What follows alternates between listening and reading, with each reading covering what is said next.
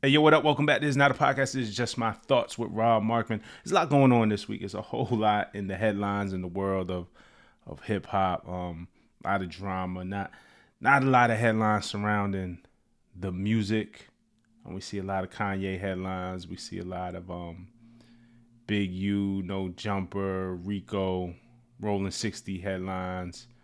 A couple of other arrests. I saw a K Flock headline. He was found guilty. Yella Beezy.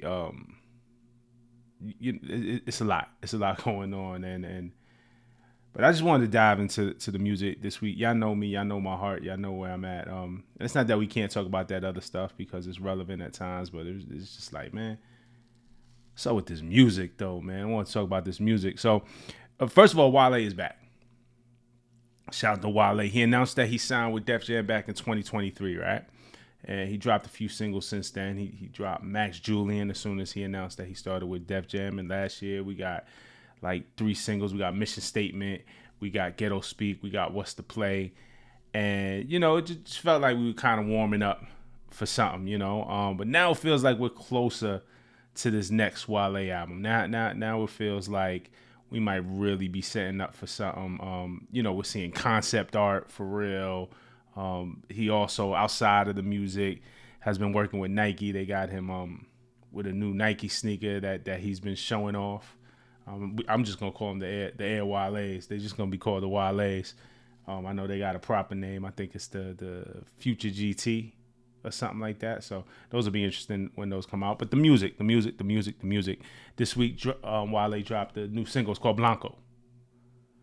And I'm fucking with this record because of how honest it is. Blanco is a reference to Casamigos. It was a reference to tequila. The record has Wale singing.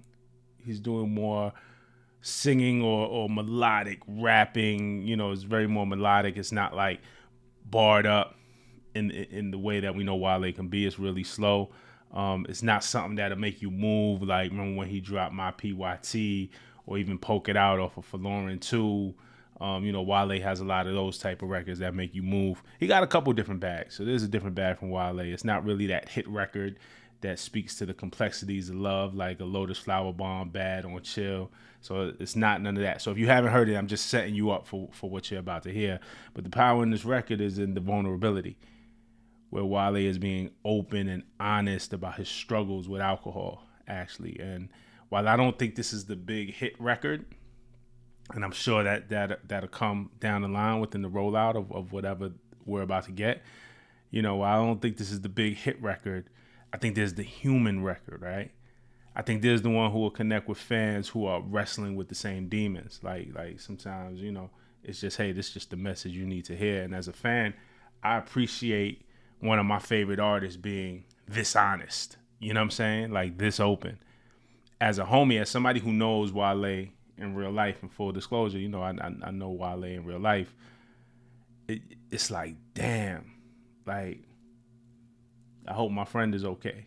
You know what I'm saying? Like I hope, I hope my friend is okay. It's powerful in that way, and while the record, like I said, isn't barred up, isn't layered, like we know Wale could be layered and with his lyrics, there are bars on here. It's just delivered different, right? And you kind of feel it more. Like verse 1, he says, I'm trying to ease my mind, trying to free my mind, got a threesome with these demons and I need some time. I go easy up, they go easy down. When you bitches get too mixy, might get you kicked out. So, you know what I'm saying? Like the whole metaphor and almost like it's a love relationship, right? Like threesome with these demons. Like he's not talking about girls. When these bitches get too mixy, might kick you out. Like, mixy, mixed drinks. Like, you know what I'm saying? Like just the metaphor. He kind of sets it up like it's a relationship. You know what I'm saying? But it's his relationship with alcohol. Can't figure this out. She make me numb, but she make me smile. She make me talk more, but she make me loud. And she know I'm introverted. I hate a crowd. I seen it. Those of us who had relationships with alcohol or people close with alcohol, like we seen it. Like when he says, "Oh, she makes me numb. She makes me smile. She makes me talk more. She makes me loud." I'm introverted. I hate a crowd. Like a lot of people use alcohol to just kind of get through or ease their anxiety or situations where they're not comfortable. So again, I thought incredibly honest of him. I thought it was incredibly brave. And then there's wordplay in it, right? In verse 2, from Capital back to Mahalan, Landover, and back to Rodeo, making sure that my circle is tight. So nobody I know got an angle. Make sure my circle is tight so nobody I know got an angle. There's no angles in the circle. You know what I'm saying? Like, it's cool. It's a cool little, bar right there. Got me drinking whatever this is, light or brown, because I got to be gold. In my beautiful house, no friends. Now I'm like, where's my Casamigos? So, again, boom, boom. But, you know what I'm saying? It's clever. Again, the record is really heartfelt, but there's stuff in there to, like, keep you engaged. So I'm just appreciative of how he held the mirror up to himself.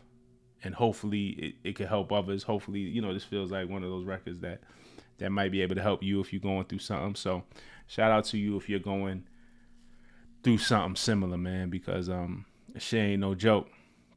So the other thing, though, I was debating, man, was about everything going on with Kanye. I know everybody see the headlines. Truth is, I'm just let down by the path that he's going down. I think he needs help. It feels like mentally he's going through something. It's pretty apparent. I mean, he talks about it. And I sympathize with everyone going through something. You know what I'm saying? Like, we all need help at some point, and some of us struggle different, some of us suffer different. The difference with Ye is that he has the means to get help. And money don't solve everything. I'm not saying that, but he has the means and the access to get help. I believe he's had people around him who genuinely cared and tried to help. We all need help at some point in life, but having the means to get help, having people around you who can help you, and consistently rejecting the help, it's hard to feel sorry for you in that instance. And yeah, he might be hurt, he might be broken, but they say hurt people. Like, this shit ain't right. And I purposely didn't make a video about this or put it in the headline, because I know absolutely it'll get more traffic if I give some kind of hot take on Ye. And part of my job, part of my role, part of what I'm setting myself up to do in media is to speak about these things here and discuss these things with y'all, and discuss like difficult things or uncomfortable things. So I'm not gonna say I'll never discuss Ye. Well, it just wasn't in my spirit this week. It just felt best to ignore it, or at least address it within the video, but not make it the headline and not point to it. Because what he's doing is a cry for attention. So the more attention you give it, the more you feed it, the more it grows, right? And I think he dropped the Bully album, right? You even try to focus on the music. Well, let's focus on the music. I didn't press play. I just wasn't moved, man. With everything going on, don't inspire me to be like, oh, let me check what this album is about. So, that was that. I just wanted to say something. Maybe it was weird not to say something because we start to talk about everything here, but it was just so distracting. And it's the same shit we've been getting for years. Like, what else can you say about? We've said it already. We've said everything about him already. It's just maybe a repeat or elevation of what we've seen, but we see what he's going through. People see it. But what I did want to do, though, is turn some attention again towards the music. And actually, Chicago dropped some dope shit this week. Saba and No ID collaborated and dropped from the private collection of Saba and No ID. It's an album that they worked on together. Both of them from Chicago. Shout out to DJ Lights Out. He's a part of our monthly music club fam, and he had suggested to me that I check the album out on our Discord. He also has a dope DJ channel that he's building on YouTube, so check him out at DJ Lights Out 214. I'm gonna put the link to his channel in the description, so y'all could check it out. So go check out his videos, give him some likes, give him some views. It's a good vibe. You could just kind of let it play and let his mixes play. Give him a sub and all that, man. So DJ Lights Out, man. Shout out to my guy. But so of course I've listened to Saba before. I've heard Saba before. Like, Saba's not a new artist, familiar with him. But I'm gonna be honest, I'm not like super dialed in. You know what I mean? I know he's built an amazing base. I know he's done amazing things for himself. I know people who swear by his music. I was speaking to somebody yesterday who was like, nah, man, like his last album helped me get through something for real. Like I know he has that type of fan base and discography. I'm just saying I haven't dived into where I could really tell you word for word, song for song, track for track. And not for any reason other than there's just a lot of music out there, and we be on different frequencies. Sometimes you just miss something, or I'm over here when this drops, and then this dropped over here, and I kind of missed it, and you just miss certain waves. So shout out to Saba, but the project is dope, man. Like me diving into it and just looking for something. Again, this week there was so much in the headlines that had nothing to do with music, man. I just want to dive into the music. Y'all, I highly recommend this project. Project is dope. And then of course you have No ID is the other side of this classic producer, right? I first started listening to No ID in the 90s when he was producing for Common. And I think I really became aware of No ID on Common's Resurrection album. That was Common's second album. And I remember No ID actually used to rap, and he had a feature on that Common album. And I think the song was Check the Method. Then he had his solo album a couple years later. Then, of course, his work with Kanye years down the line, his work with Big Sean, his work with Jay-Z. Like, No ID is just one of those ones. And, man, hearing him and Saba together on this, I think is really dope, man. The music is really, like, it's a dope listen. If you haven't checked it out, please, I'm telling you, like, and you kind of fuck with that soulful Chicago, very, very hip hop, but very, very soulful. The album has BJ the Chicago Kid on it. He has a track with Raphael Sadiq and Kelly Rowland. It's a song called Crash. If you're familiar with Saba, he has the Pivot Gang, so some Pivot Gang members is on it. But the album isn't even really defined by the features. It's just a really dope album. I want to sit with it some more. I don't have like a deep dive for you. I'm not giving you that, but I'm highly recommending it to you. And then also last night, Leon Thomas dropped Mutt, the remix.